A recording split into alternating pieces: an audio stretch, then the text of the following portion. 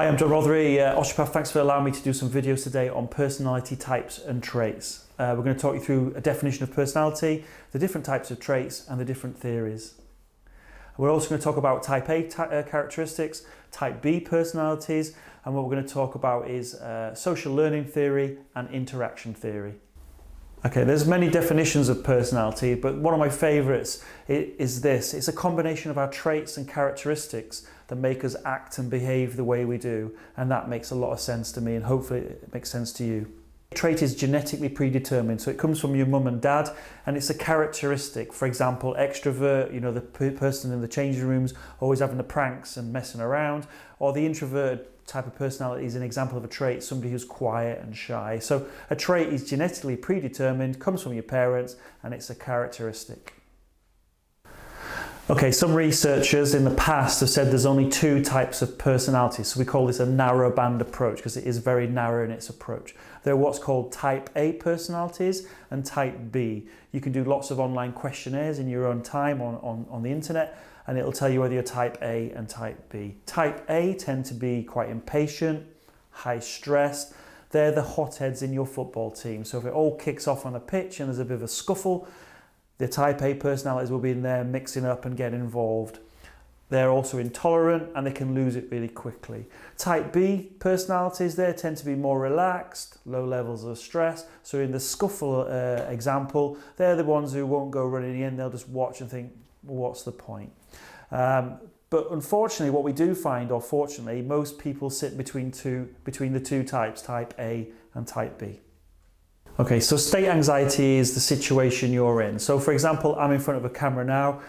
The state is obviously making me a little bit more anxious, or as a professional footballer, if you had to take a penalty and you weren't expecting it, or you were brought on for the last 5 minutes and you played at youth level and you were going to the first team level, then that state changes your anxiety levels. It's a negative emotion.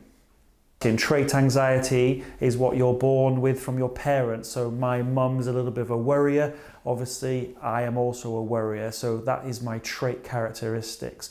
If your mum and dad, for example, are very sporty people, they're very competitive, that trait is passed on to you as well. So they're from your mum or your dad. Yes, so if you're a type A personality, you tend to be obviously in a high state anxiety. For example, if you have a derby coming up in a football game, then they're the persons who get really anxious and nervous. You're the type A, whereas a type B personality would have low state anxiety, so they're ones who are quite calm and relaxed before a big competition. So for example, if you had an exam coming up, and I said to you, you've got an exam tomorrow, the type A personalities will be quite anxious, high state anxiety, whereas where the type B personalities will be quite calm, relaxed, chilled out. So we talked about the type A and type B personalities. There's also a theory was set up in 1977 by Albert and Bandura, and what they call social learning or observational theory. And as children, we often watch our parents and try and emulate them. So whatever your parents tried to enjoy in sport is what you've obviously copied. An example, if your dad's quite aggressive when he plays football, you're more likely to be aggressive yourself. So the FA, or the governing bodies, they're quite keen to eradicate any racism or domestic abuse with professional footballers, because they don't want young people to copy that behaviour. And so obviously the FA has got a massive emphasis on positive role models, and they don't want obviously this behaviour copied. So social learning theory basically means we copy the people around us as we grow up, which has got its place. Okay, so we talked about social learning theory, copying behaviour. We've talked about type A and type B, and the other theory is called trait or opposition theory. So Eysenck and Cattell, their main psychologists in the history of personality, came up with 16 traits. And what they said is our traits are fixed, they're consistent, they're predictable, and most of all, they are inherited from our parents. And he put them into 4 categories. You've got neurotic or unstable on one side, and then you've got stable on the other, and at the top you've got introverts and extroverts. And again, the most important thing is which type of personality would suit a specific sport. So if it's needing calm and relaxation, would you choose an introvert or an extrovert to be suited? Usain Bolt's a classic extrovert, and also he sticks to individual sports. So you normally find extroverts are suited towards team sports and introverts more individual sports. But he's an extrovert and he does an individual sport, so there are anomalies. One of the best models, which is one that we all kind of agree on, is we're a combination of the environment we live in and the inherited trait theory. So we call that interaction between the two, or interactionist theory. Again, in the centre of the core is your traits, but around the outside is the environment you're in. So our environment can change our personality as well. It depends on what our environment is affected. So it's a big group or a small group, or it's competitive. And then this is wrapped around the centre. So it's an interaction between the trait and the environment. And obviously, if you ramp up the environment, say for example you've gone from a kick around to go for a trial for the England under-18s, then obviously that's going to ramp up your arousal levels, and that's also going to affect how you maybe a bit more anxious from that. So it depends on the environment and the personality traits, which affects your behaviour. Hi guys, so we've talked about 4 different types of personalities. We've done type A and type B, which we called the narrow theory because it's a narrow range. Type 2, we talked about social learning theory. So this is where you copy people around you as a youngster when you're at a football club, the coaches, the other players. 3 is we call the trait theory, which is where we're looking at 16 different types of personality types, and these are fixed, we talked about. But actually the best theory, which is this one, is we call interaction.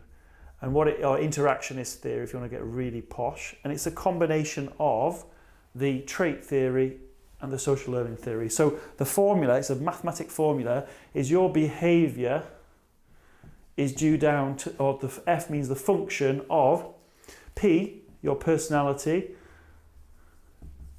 versus the environment. So it's the personality traits that you're genetically given by your parents versus the environment you're in.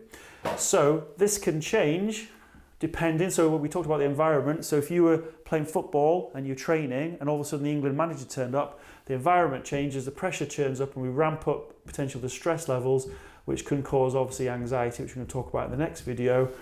But your personality traits are pretty consistent. Okay, so finally we're going to do what's called POMS, not the English in Australia, what's called profile of mood states. And as an athlete, your coach wants to know what type of state your mood is in. And there's lots of research being done on this. You can do this online yourself. And they've isolated 6 moods. The first one is tension.